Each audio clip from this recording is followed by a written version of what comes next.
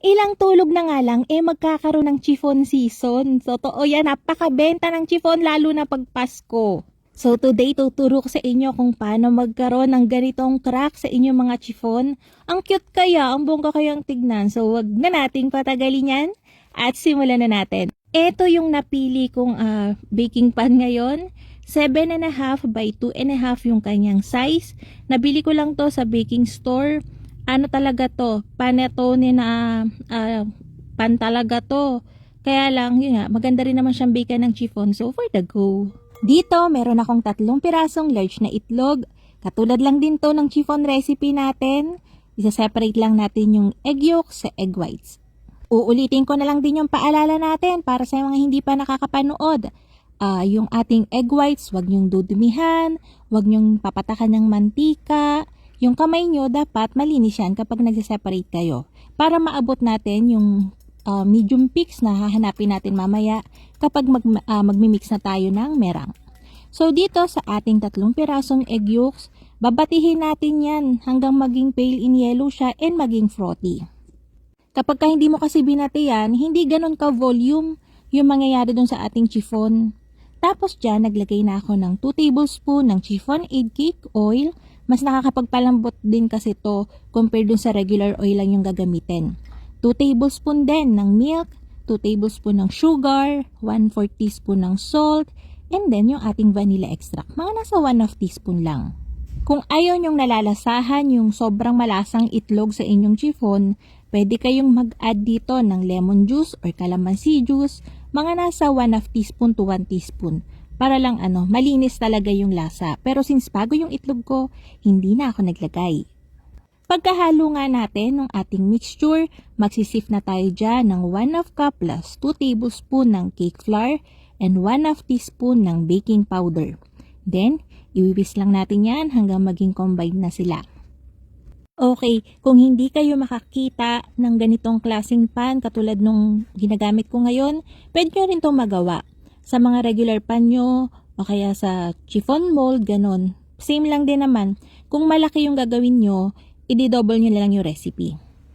So, para sa ating merang, ito na nga yung 3 piraso nating egg whites. Imimix lang natin yan hanggang magbubble siya ng ganyan.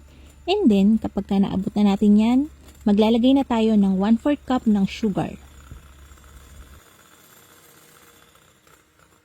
Yung pan nga na yon ay pumapatak ng 12 pesos each. Maganda yung kasi diretso na siya, packaging na siya. Babalutin nyo na lang siya ng cello sheet tapos ribbon. Okay na. Etong merang natin, papaabutin lang natin to ng medium peaks. Yung shiny pa rin siya, glossy pa din. Pero pagka inangat nyo yung whisker, ayan, nagbe-bend pa siya. So yan, pagkatapos nyan, magpo-fold na tayo. Para hindi kayo mahirapang mag-mold, papalabnawin muna natin tong egg yolk butter natin. Magfo-fold lang tayo ng kaunting merang dyan. Haluin natin. Tapos, lalabnaw na yan. Mas madali na siyang i-fold dun sa rest ng merang natin.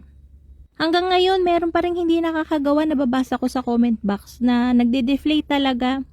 Ang problema lang talaga doon, either na underbake nyo o kaya dito kayo nagkakamali sa pagfo-fold. Kapag ka napapansin nyo nagtutubig-tubig na yung kafo-fold nyo habang ganyan, nagmimix kayo, ibig sabihin nun na overfold na kayo, so tigilan nyo na. Basta makita nyo yung pantay na yung kulay nila, ay okay na yan. Pero makikita nyo dito, di ba dire-diretso naman akong mag-fold?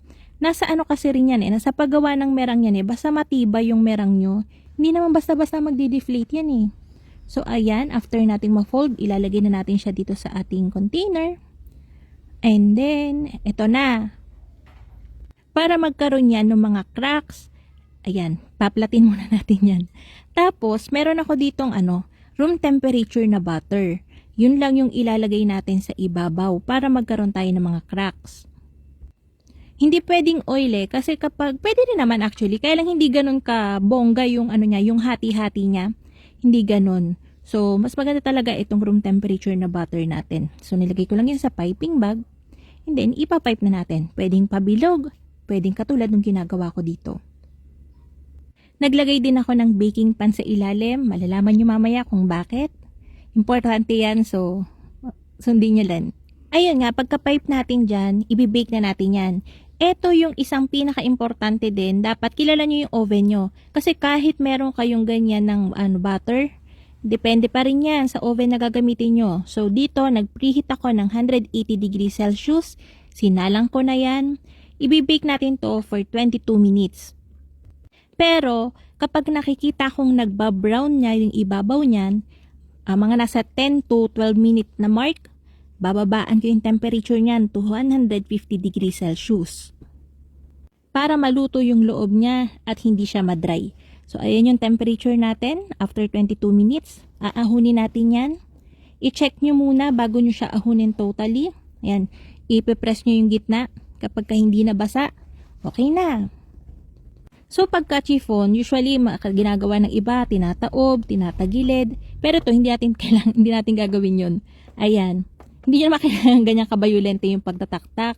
Pero para hindi siya mag-deflate ng bonggang-bongga at saka mga lubot, ayan, itaktak nyo lang siya ng itaktak, itap ng itap. So, ganyan na yung forma niya kahit lumamig pa. Diba? Ang ganda. Pwede kayo magdagdag dito ng mga flavorings, emulko, para mag-iba-iba yung flavor ng chiffon. Para makita nyo yung loob, bubuksan natin yan. Para makita nyo, natluto yung loob niyan. And then, malambot pa din. So, ayan. Gabulak man din ito. Tsaka masarap talaga yung recipe natin. Nasa oven temperature talaga yung sekreto nito. So, pag-aralan nyo yung oven nyo kung saan kayo magkakaare. At yun ang mga kalutong tinapay. Sana'y nagustuhan niyo ating video for today. Magkita-kita tayong muli. Ito pang muli ang lutong tinapay. Bye-bye!